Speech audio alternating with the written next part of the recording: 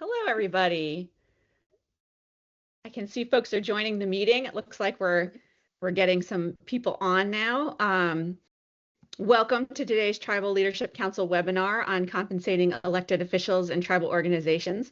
Our expert presenters today are Rachel Overmeyer, an experienced compensation consulting manager with REDW Advisors and CPAs, and Carla Byland, the founder and CEO of Soaring Bird Solutions, LLC, which has a long history of providing HR consulting to tribal nations. Carla is a member of the Citizen Potawatomi Nation.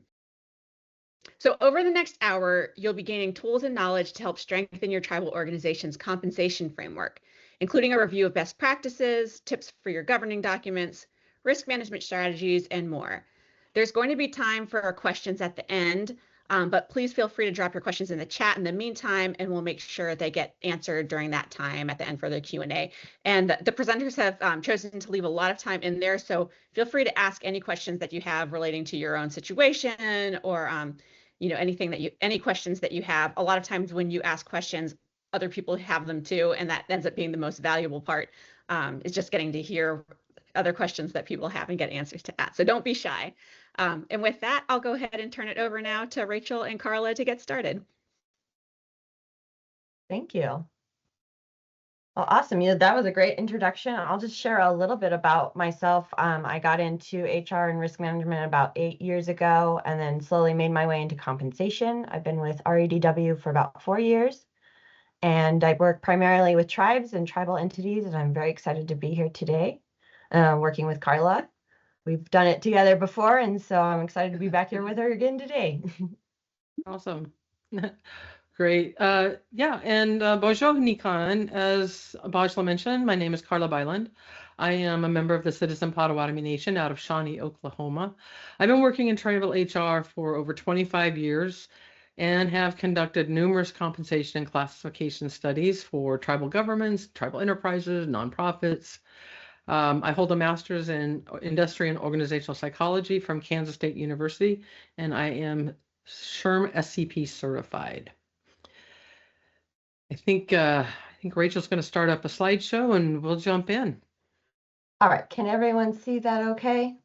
Yep. Perfect. Okay.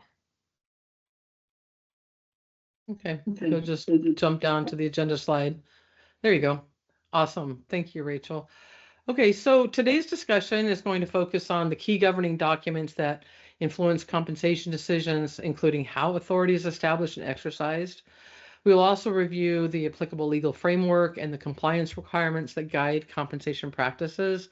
We will discuss risk management considerations to mitigate legal and organizational exposure.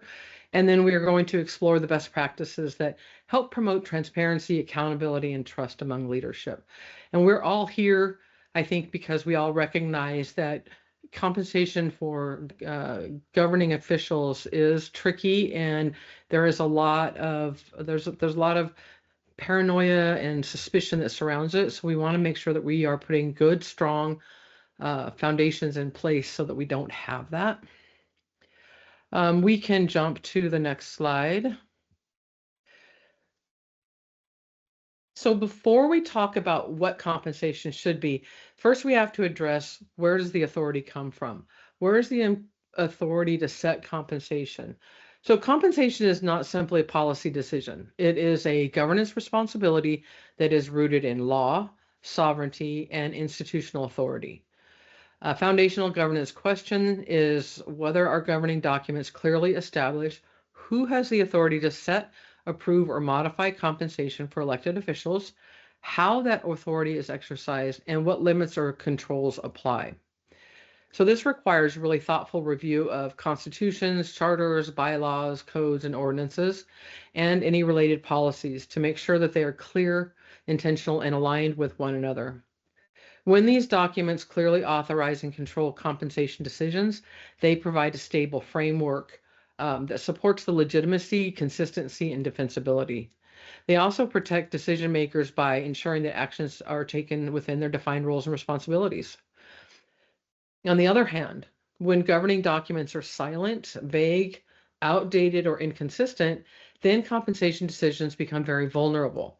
Ambiguity can lead to disputes over authority, ethical concerns, conflicts of interest, challenges to the validity of the compensation. And over time, these issues can erode public trust and confidence in the leadership. So establishing clarity and alignment at the governance level is a critical first step. It creates the foundation upon which compliant, transparent, and trusted compensation practices can be built.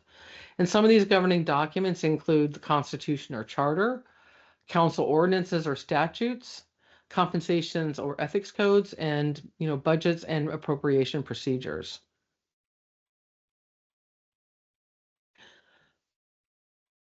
Okay, so you actually went a little too far. Okay. The starting point for any discussion about compensation authority is the Constitution or Charter. This is the highest level governing document, and it typically addresses the most fundamental questions about whether compensation is permitted and how it is controlled. So at this level, the document often establishes whether compensation for elected officials is even allowed. It identifies who holds the authority to set or adjust compensation, such as council or the general membership or an independent body.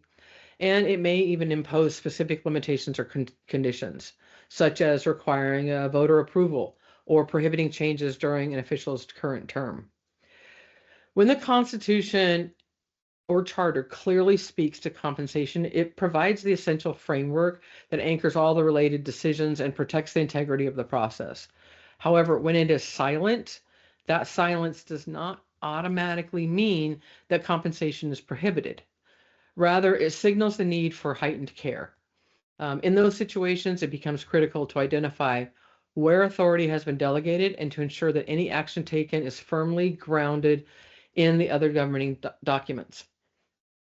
Once the Constitution or Charter establishes that broad framework, the next layer of governing documents, such as the bylaws, ordinance, or policies, is typically where the operational details are defined.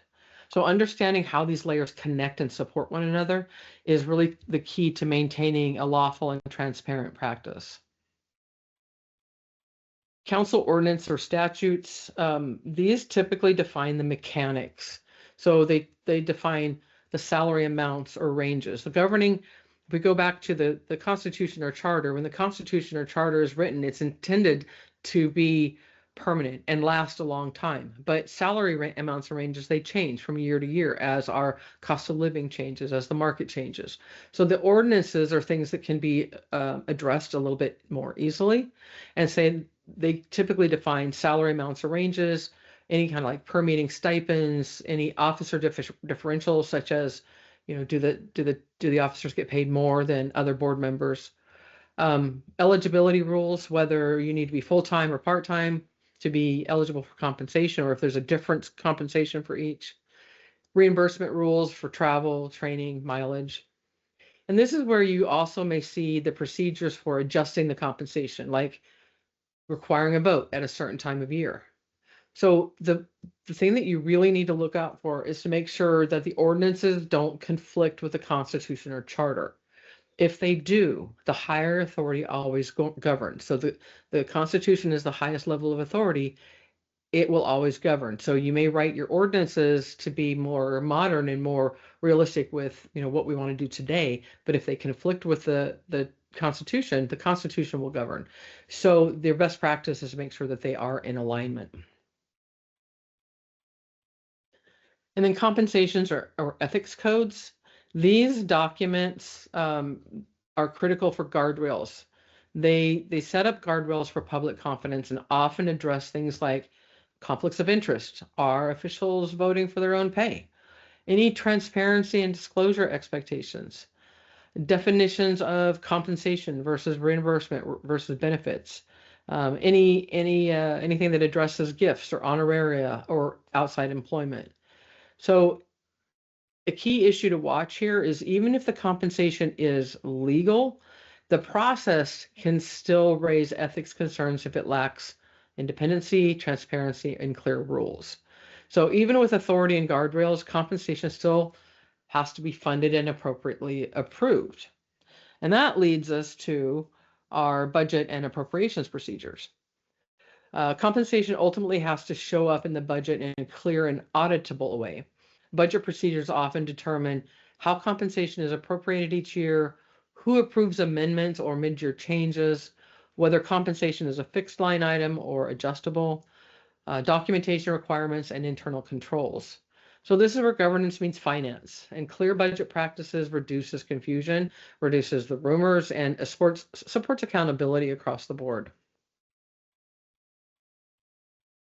So when we talk about best practices, best practices are about preventing problems before they start. When compensation rules are clearly written in the governing documents, it reduces confusion, it protects the officials, and it strengthens the trust with the citizens. Ambiguity tends to create controversy, even when the decisions are well intended. So best practices are first, establish who sets the compensation. Is the compensation set by council? Is it set by the general membership? Is it set by an independent compensation commission? Is it set by ordinance, by resolution, or through the annual budget? So establish who sets the competition. Clarity here prevents disputes, like who did this? Did they have the authority to do this? Was the right body involved?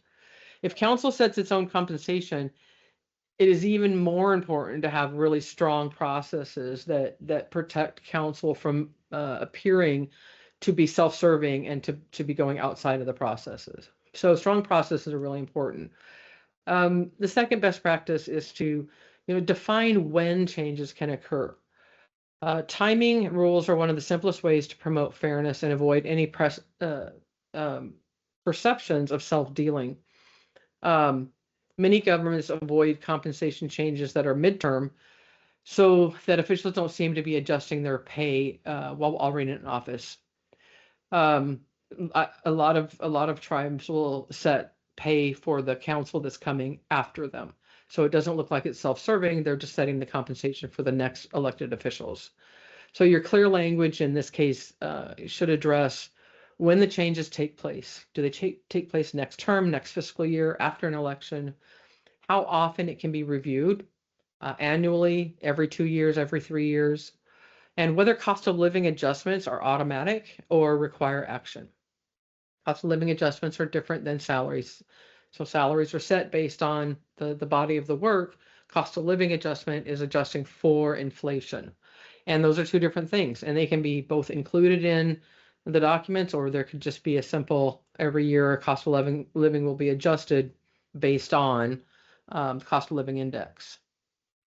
The third best practice is prevent conflicts of interest. This is the one that I've seen get really ugly. When there is a conflict of interest or even a perceived conflict of interest, that's when people get angry and tribal councils become a really unpopular place to be. So, real or perceived, people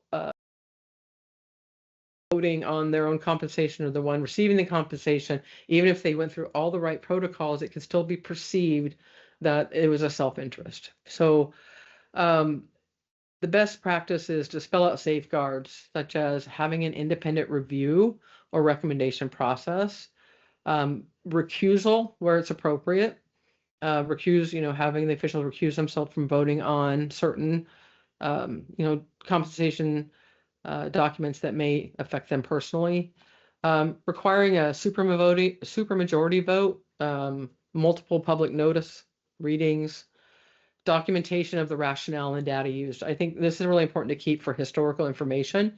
What documentation was used to determine the pay? What market was looked at? Was the workload and responsibilities of the elected officials looked at? The goal isn't to imply wrongdoing. The goal is to protect the integrity of the decision and the people involved. And then the last best practice is ensure transparency. Transparency it's really important. Old school way of thinking is we don't tell anybody what anybody makes, and that breeds a lot of distrust. And it's really important to have transparency in the process. It's what sustains the legitimacy. So best practice is to make sure that the citizens can easily understand what the compensation is. What does it include? Salary, stipends, benefits, reimbursements, how and when it can be changed, where it appears in the budget, and how it's funded. So consider requiring a public posting of compensation schedules and any changes, plus maintain clear meeting minutes and records of votes. Strong governing documents do two things. First of all, they protect the nation's finances and governance processes, and they protect the officials who are serving in those roles. And they do this by ensuring that decisions are authorized, consistent, and transparent. So if you looked at your nation's rules today, would a citizen be able to quickly find who sets the pay, when it can change, and what safeguards are in place?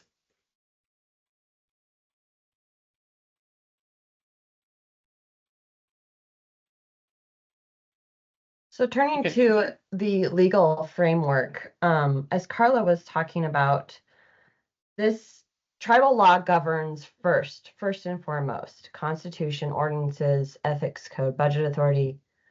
All of that is first in sovereign nations. Before we look at federal tax treatment, you look at the tribe's own constitution. Those documents determine whether compensation is properly authorized, who has the authority to approve it, what process must be followed. So the starting point is always, what does tribal law require? Then you look at maybe the IRS revenue ruling 59354, which is such a boring sentence, I know. It sets out a limited employment tax exemption for amounts to be paid to tribal council members for services they perform as council members. And the key word here is limited. That doesn't mean that all compensation paid to tribal officials is exempt from tax. It means that there are specific employment tax rules that may apply differently to compensation paid for official council service. Because of that, tribes should be careful on how compensation is classified and documented, especially if an official is serving in more than one role in the tribe. There's also the Tribal Social Security Fairness Act of 2018, which is important because it gives tribal council members options comparable to those available to elected officials in state and local governments as far as Social Security and Medicare, which helps put tribal governments on more equal footing with other governmental entities. And at the same time, it means that tribes should make deliberate policy and payroll decisions so those options are implemented correctly. Compensation is generally a taxable income unless a specific exclusion applies. If you have specific questions about that, I am not a CPA. I work for a CPA firm, and I can put you in touch with a CPA. So keep in mind, none of this is tax advice, but sometimes there is confusion here because people hear about a limited tax exemption and assume the compensation itself is tax-free. And generally, that's not the case. Salary, stipends, and many forms of compensation still need to be properly reported and addressed through the tribe's payroll and tax reporting processes. Reimbursements and allowances are another important issue. It includes things like travel reimbursements, per diem, vehicle allowances, technology allowances, housing-related payments. These payments should be reviewed under an accountable plan rules, and if they're paid under a proper accountable plan with a business purpose, documentation, and return of excess amounts, they may be treated as non-taxable reimbursements. If they're not structured that way, they may be taxable compensation instead. So this is an important administrative and compliance issue that tribes need to look into. Some of the best practices: make sure that comparable roles in comparable sized governments are being looked at so that decisions made around compensation are fair, reasonable, and defensible. Legal really likes that reasonable defense. Tribes should use comparable data from similar sized governments and organizations to ensure a rational basis for compensation decision.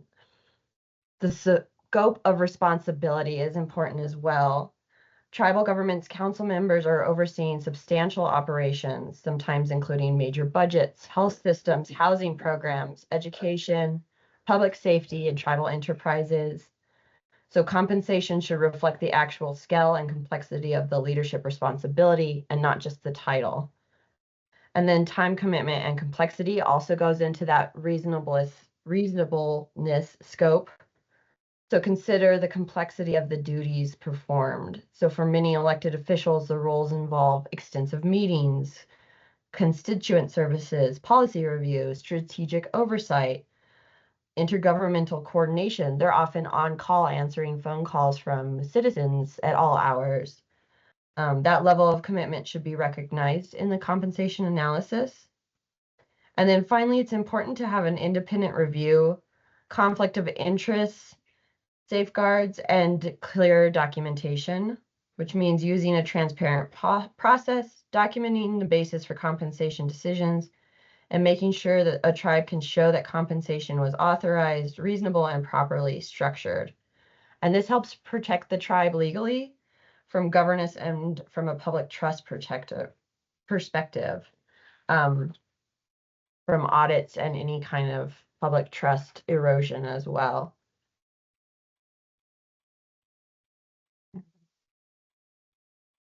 Super. There we go. I'll hand it back to Carla for this slide. Okay. So let's talk about tribal nations' sovereign authority over compensation. The beauty of being a tribe is to have that sovereignty where we don't have to comply with state laws. So as sovereign governments, tribal nations have very broad authority to design and administer their own compensation systems. This includes the ability to set their compensation levels. Tribal governments may independently determine wage structures, salary bands, incentive programs, executive compensation, without being subjected to state-level wage setting requirements. This allows tribes to align pay with cultural values, local economic conditions, competitive needs, and strategic priorities. I want to make a quick point here on minimum wage, because tribes who are sovereign tribes do not have to comply with the state minimum wage laws. And we know that several states have gotten very aggressive with their minimum wage. However, it's a good best practice to at least mirror that state wage, because otherwise you're going to have a hard time getting employees to come, because that minimum wage is going to be what's going to draw and attract employees to the enterprises, to the tribal government positions. Sovereign nations, they have the ability to establish committees. So you can establish compensation committees, HR commissions, executive councils, independent parties to review, recommend, or approve the pay decision. So these committees can be structured according to tribal law and can incorporate cultural considerations, community priorities, or even traditional leadership roles. Sovereignty allows you to define the benefits, severance, and pension programs. So sovereignty permits tribes to design benefit packages tailored to the workforce, which could include, the health and welfare, health and welfare benefits, the paid leave policies, the holidays, cultural leave policies, severance arrangements, pension or retirement plans, incentive and bonus structures. Sovereignty also allows us to define effective dates and eligibility. So tribes may set their own rules regarding when compensation changes take effect, as well as eligibility criteria for benefits and pay programs. So you can define the employee classifications, the waiting periods, tribal member preference, service requirements, any retroactive pay authority. And then these decisions are all guided by tribal law and policy. It is not state employment statutes. So, however, there is some accountability to federal law. So, while tribal sovereignty provides really broad flexibility in designing compensation system, it doesn't exempt tribal governments from certain federal obligations.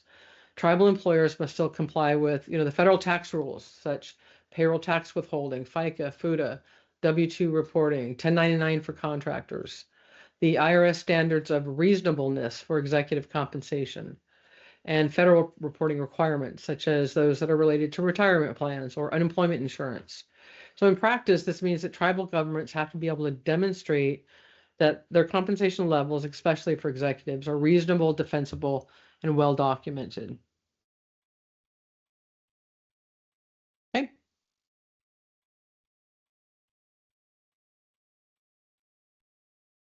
Me. I'm still talking. Okay. Yay. Well, let's talk a little bit about conflicts of interest then, because I think that is the thing that really hits us hard if we are not really careful and have our guardrails in place. So compensation is one of the most sensitive decisions in governance because it involves officials voting on their own pay. It can involve public opinion. Even when everything is legal, the appearance of a conflict can undermine trust. So the goal here is to put protections in place that are fair to the officials and credible to the citizens. So the first one would be, recusal of any member who directly benefits. Best practice is to require recusal when an official has a direct financial benefit from the decision. In practice, compensation decisions can affect multiple or even all council members. So tribes often need clear rules for how recusals work when there are so many members impacted. So the key is to define in writing when a recusal is required, what a direct benefit means. Is it salary, stipend, benefit, retroactive pay? How the vote proceeds if recusals affect the quorum. Because recusal alone doesn't always solve the problem. So the next safeguard is independence. Using an independent committee, such as a citizen committee, compensation commission, or even an outside compensation analyst, can help to reduce that perception of conflict of interest.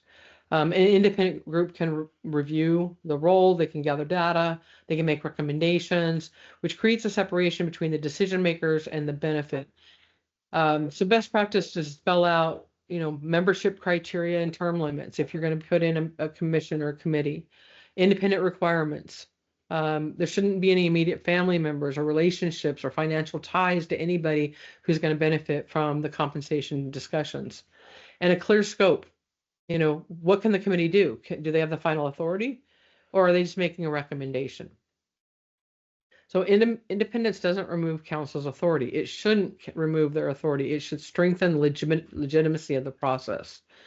For that reason, your committees shouldn't have final authority. It should still rest with the tribal government. Reliance on external market data. When we talked earlier about looking at organizations that are similar to the tribal governments, sometimes that's really hard, depending on what tribe you are, where you are. You may not find another tribe of the same size in your state. You may have to go out to other states to look at. So you have to look at a variety of market data to get a real clear picture.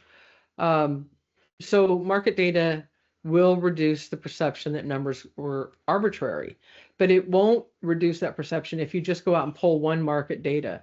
If you are a small tribe with 500 citizens and you're comparing yourself to the Navajo Nation, there's going to be some questions about that market data because the scope and authority and responsibility is a little bit different. So some market data that you can pull from, there's compensation surveys of similar sized governments. There are published surveys. Specifically, REDW has wage surveys on tribal governments and tribal enterprises that pulls like real current data from other tribes. There's other compensation surveys out there that include some tribal data. A lot of the public ones are starting to include tribal data. Looking at peer tribes and benchmarking where appropriate, looking at comparable public sector roles in the region.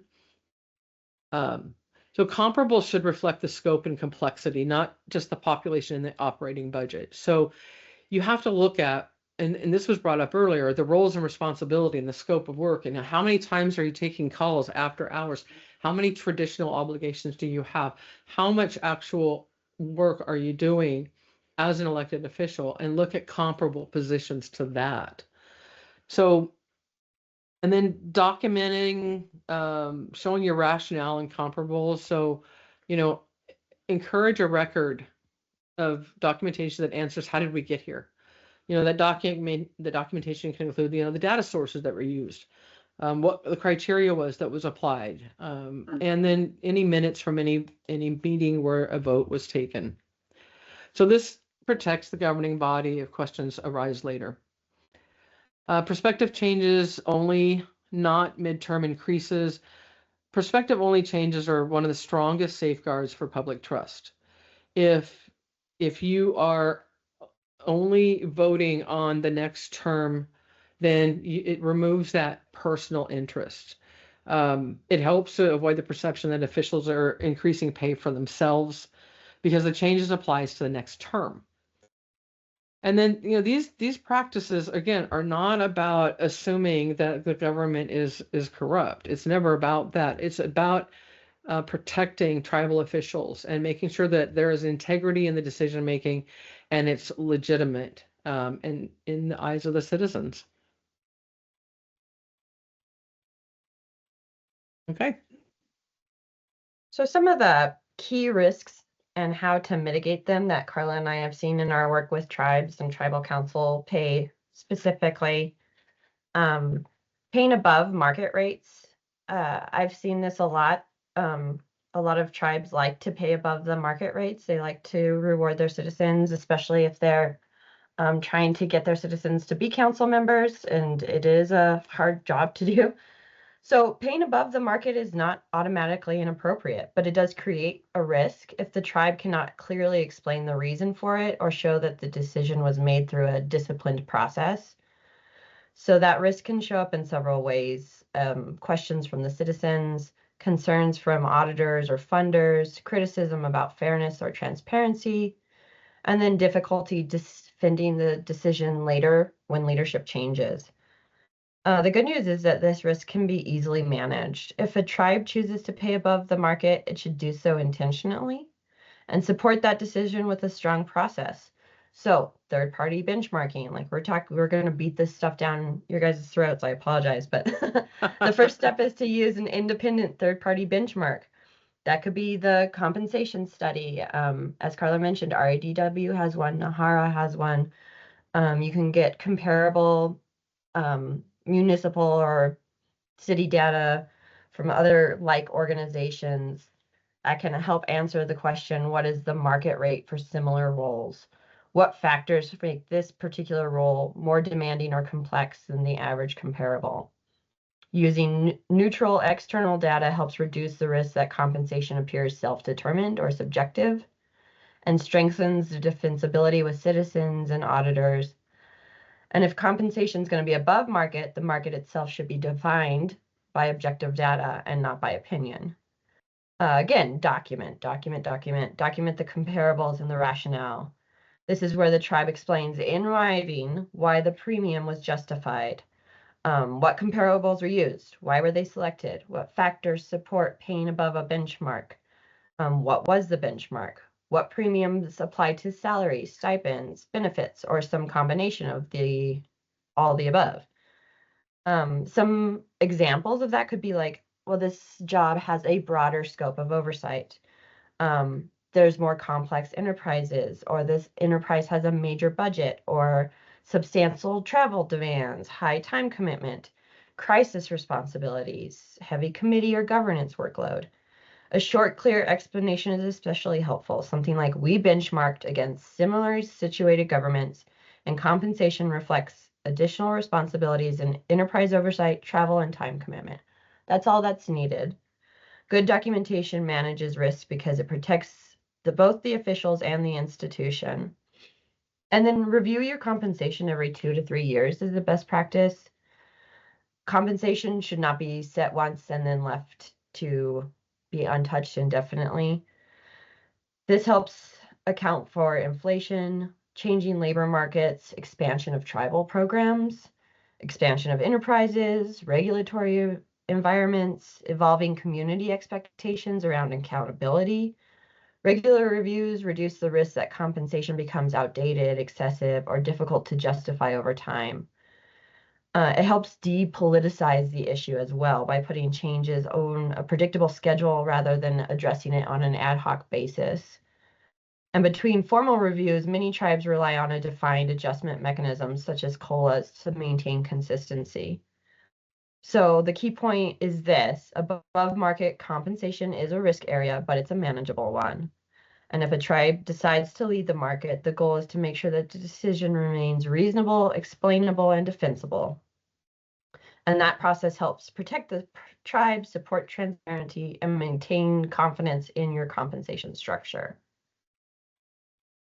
Another risk we often see is compensating officials who also serve as employees in the tribe. So either because they were already employed before taking office or because tribal law permits dual service.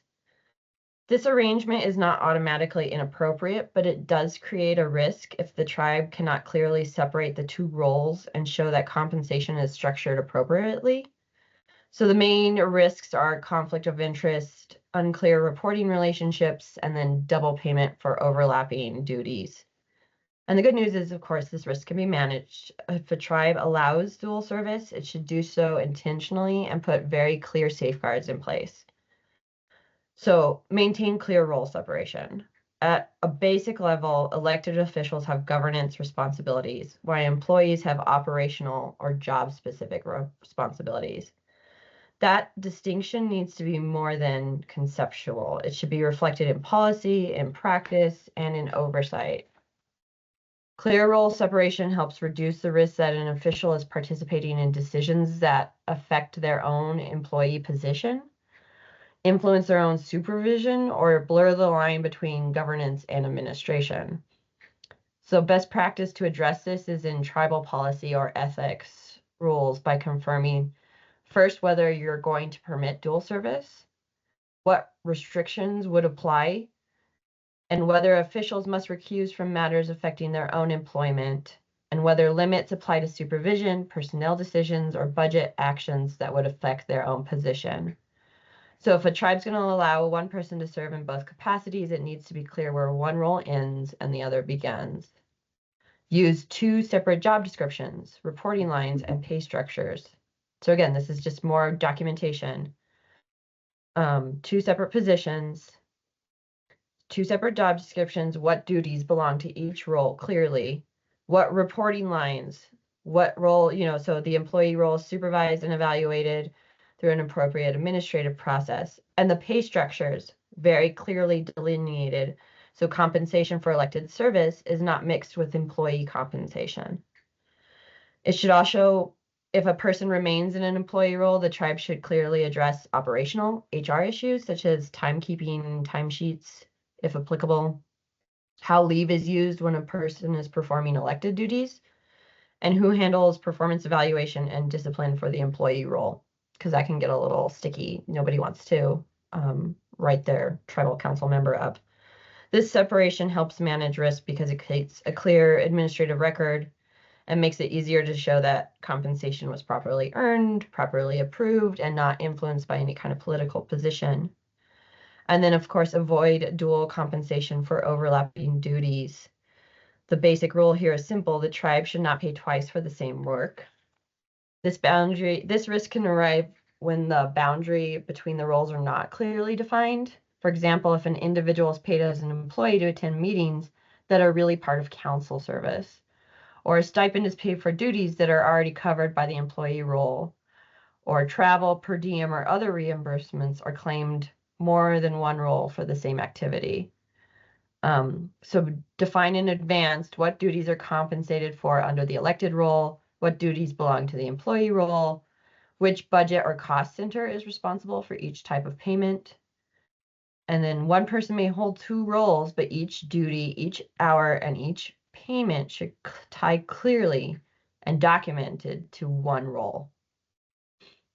So the goal here is to be clear, accountable, and defensible through a clear separation of roles, a distinct reporting and pay structure, and a prevention of overlapping compensation. Another risk is failure to document compensation decisions. I bet you guys knew where we were going.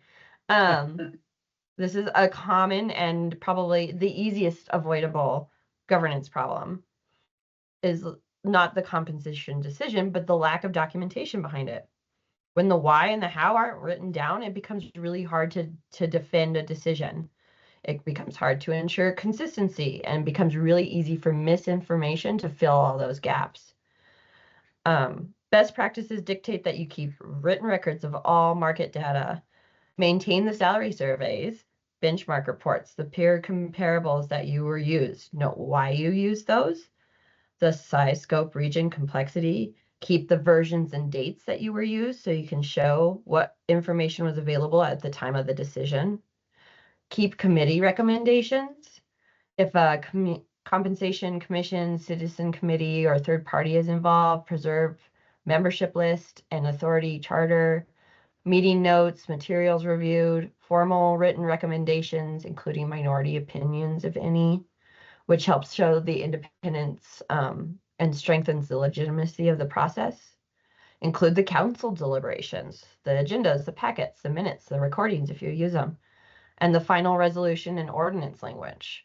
So what was discussed? What was the rationale, the fiscal impact, the comparables, the vote count, any recusals, the compliance with notice and reading requirements. So the goal isn't to capture every comment, but it's to ensure that there's a clear record showing thoughtful decision-making was behind it.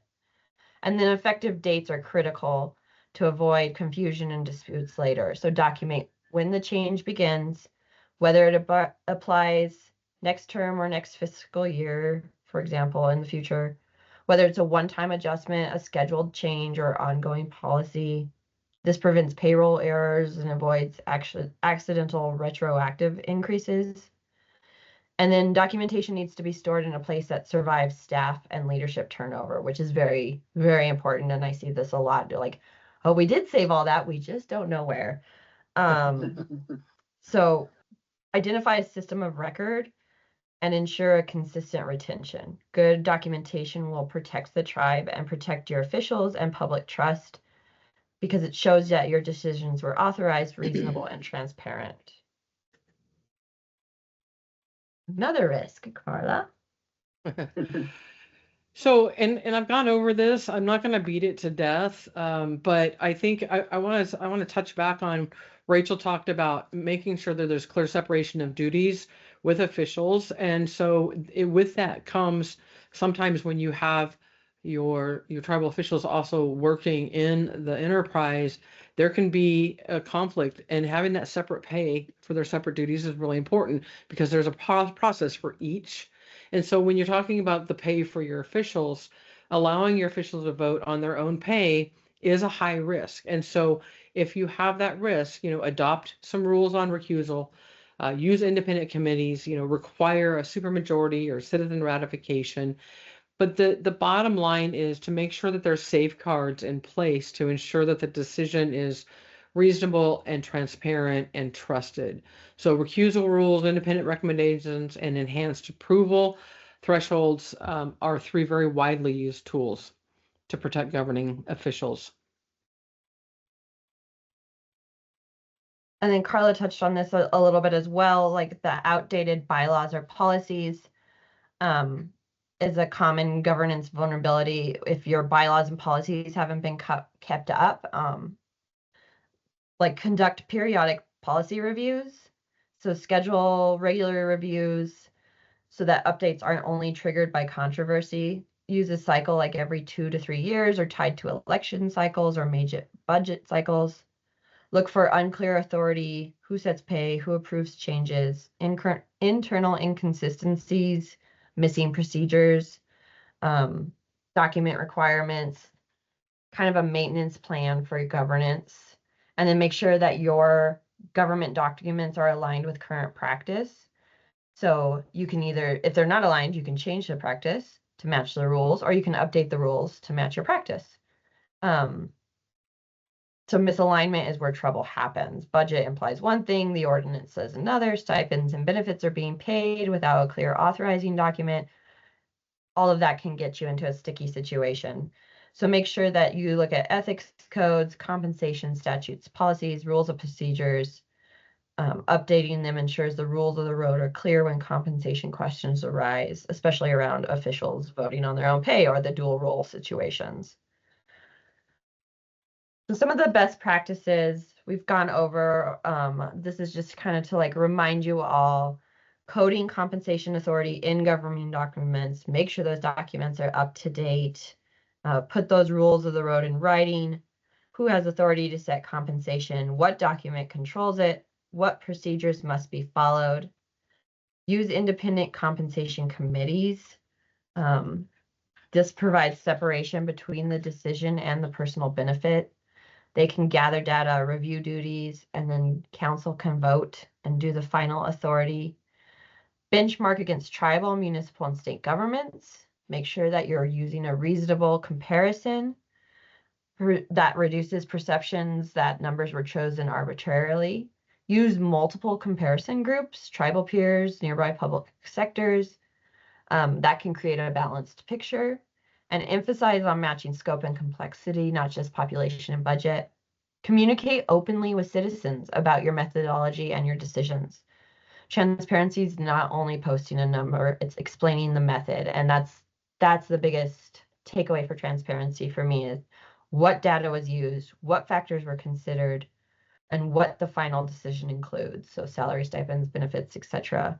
Best practices is a clear, plain language summary that citizens can access before and after the vote. Explain the why. Apply changes to take place in the future to avoid self-benefit. And assure alignment between compensation responsibilities and organizational growth. It should track the reality of the role. As tribal operations expand, the workload and risk can change significantly. This work also in the other direction. If responsibilities change or are restructured, compensation should be reviewed to be aligned. This is where periodic reviews and updated job expectations matter. So these practices help answer those commonly asked questions. Who decided? Based on what? With what safeguards? And when does it take effect? So now we can go to Q&A. If there's any questions, we can unmute or you can put them in the chat. Ursula? And as people are putting their questions in the chat, oh, I see we already have one. It looks like Pete has a question. You can go ahead and unmute if you'd like to ask it verbally.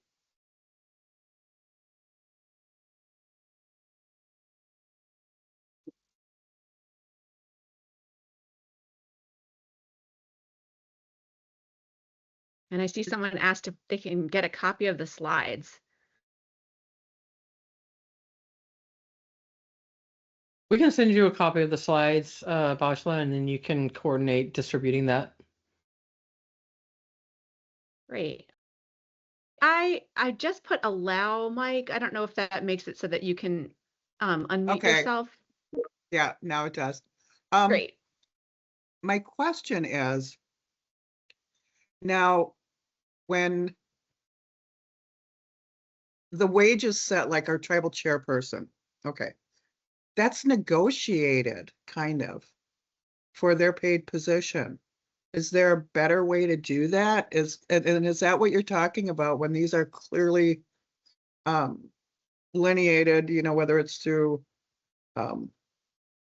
proactive going for the next council or whatever, and it's kind of based on their education and ability, I guess. So if you have any recommendations on doing that, that would be kind of nice. So can I ask a question? You say it's negotiated. Who is the final decision maker? I think HR is. It almost sounds like, I mean, I do compliance and I'm not new at it, but that's a process I'm not necessarily a part of. I'm gonna wager a guess then that you probably have a structure in place and there's probably a pay range that is allowable for the tribal chair. At some point it had to be approved by somebody, but then the negotiation piece, I'm guessing, is allowed based on education experience within that range. Now, I don't know that I agree with that for elected officials. That's a really good practice for your employees, but I'm not sure I agree with it for elected officials because it removes that the ability for the public to understand why they're being paid that. I agree. I'm just kind of, I have to go back to them with the things I'm learning here or some best practices. And no, I'm totally on board with you. So that was just something I wanted to get maybe a little more clarification from somebody other than myself. So thank you. Great question.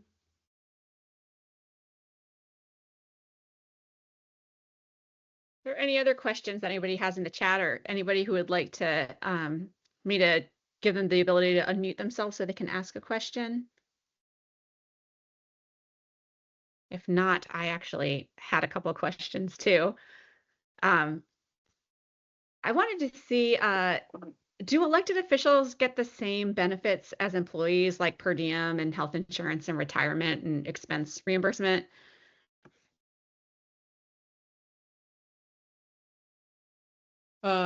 Rachel, do you want to take it or you want me to take this? I can take that. So they definitely can. I think it really comes down to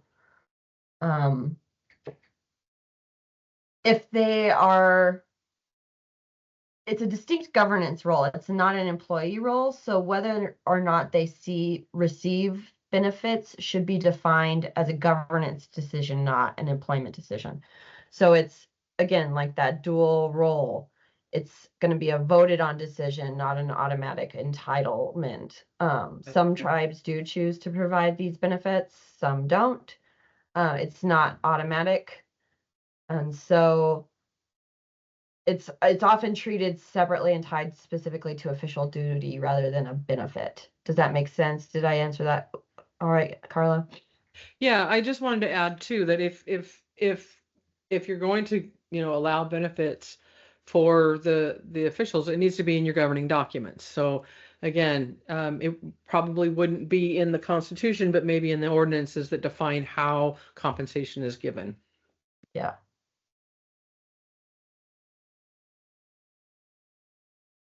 And then just a follow-up question, if nobody else has them, and please continue putting them in the chat, because I know everybody always loves to hear what questions other folks have that are in a similar position to them. But what happens if all of the safeguards are in place, but the general community doesn't agree with the salary that's set for the officials? Well, that's a reality that we all live, isn't it? Yeah, even when the authority is clear and processes are sound and safeguards are followed, compensation decisions are always going to be unpopular. And so when this happens, the shift should focus from like defending the amount to explaining the process. So instead of saying, no, we can defend this amount, we feel it's proper, explain the process that happened in order to come up to that.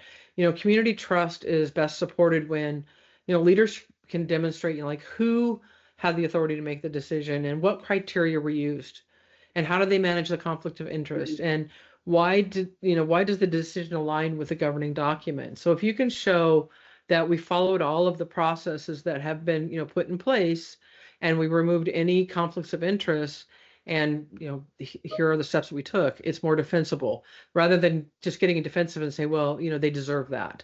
So there's always going to be disagreements. There's always going to be a faction of people who don't feel like it's fair for a variety of reasons. But you have to take the focus away from that and just go back to these are our processes and these are our policies and we followed them consistently. So if you can defend that, is it going to make them happy? Probably not, but at least they don't have any argument anymore. It's a great question. A very real question. And Carla, can I ask you one other question? And this is just what I'm personally curious about, because I've had a couple of different people from the same tribe talk to me about it. From both of these people's perspectives, their council is underpaid.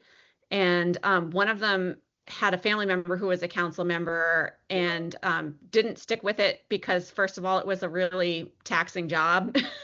And the amount that he was getting paid was much less than he would be getting paid given his, his skill set and experience doing other positions.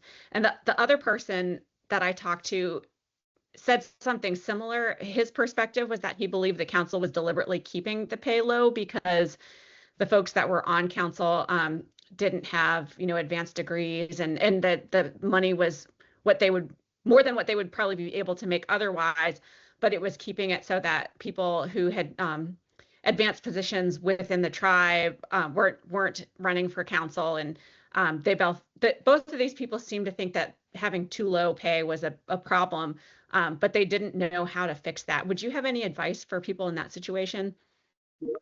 I'm I have a thought, and I see I see what they're saying. You have somebody who, is very entry level, isn't really qualified, should really not be making the same amount as somebody who has much higher qualifications. But when we look at compensation, we don't just look at the qualifications, we look at the role and the responsibilities as well, and we kind of weigh it all out. My thought is you could put it in the policies that here's what a general council member will make coming in. If they have an advanced degree, we're going to add a percentage to that. And so it incentivizes your more qualified people to run for council. Because otherwise, if the pay is really low, there is no incentive from some of your more qualified tribal members to apply because they can make a lot more somewhere else. That would be one thought I would have. That's great advice. And it looks like we did have a few more questions come in the chat. Somebody said, for council members with dual roles as council and employee, do you recommend separate timesheets and separate checks for each role? We currently allocate a % of time to council duties to separate.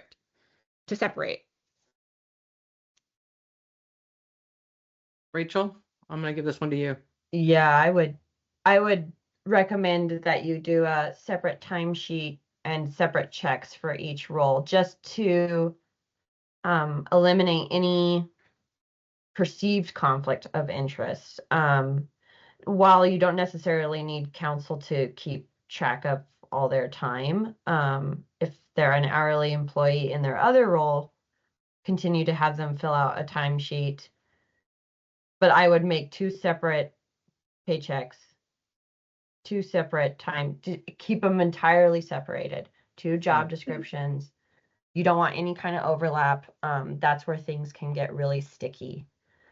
And for Monique's question, for third party, like tribal compensation, that if you were trying to benchmark your tribal councils, so REDW does have a tribal compensation survey that has elected official data in it. And I believe Nahara's, I'm not sure if it has elected official data in it or not, but they also have a tribal compensation survey. And I believe those are the only 2 that are currently out there. So, Yeah, I think so. Nahara and REDW. You're welcome. And then Melissa had asked, what if a tribal elected officer is holding more than one office, different committees?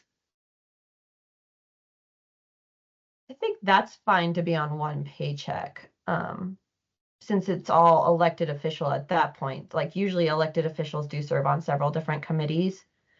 I know when I conduct a tribal compensation survey and I'm setting as a third party, setting their pay, I like to see where they're spending all their time in each. And so I'll have them track for like a week and kind of take an average of it. But that's just for my clarification to see how much time they're spending on different committees. But I don't think that it would be a conflict of interest do you, Carla? I don't think. Oh you no, would I think that. I think you're right. It's if it's in the same elected position, whether it's on different committees, I don't think it needs to be separate. Yeah.